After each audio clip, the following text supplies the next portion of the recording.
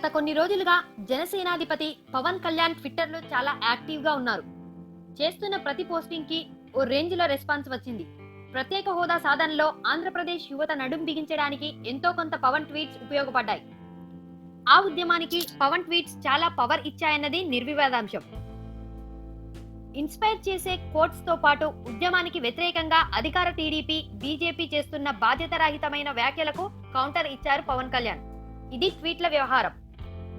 ఎలాగైతేనేం తీరిగ్గా పవన్ కళ్యాణ్ ఈ రోజు మీడియా ముందుకొచ్చారు.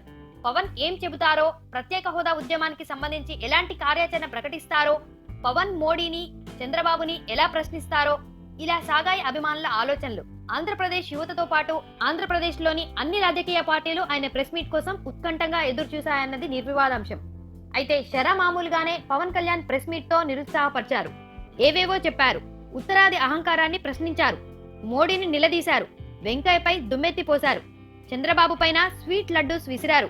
అంతే, అంతకు మించి ఏమీ లేదక్కడ. పవన్ కళ్యాణ్ స్పీచ్ కన్నా ట్విట్టర్ లో ఆయన వేస్తున్న కామెంట్సే బెటర్ అన్న అభిప్రాయం అందరిలోనూ కలుగుతోంది. స్పీచ్ సంగతి పక్కన పెడితే ప్రత్యేక హోదా ఉద్యమాన్ని ఎలా ముందుకు నడపాలనుకుంటున్నారనే విషయాన్ని ఆయన చెప్పకపోవడం గమనార్హం.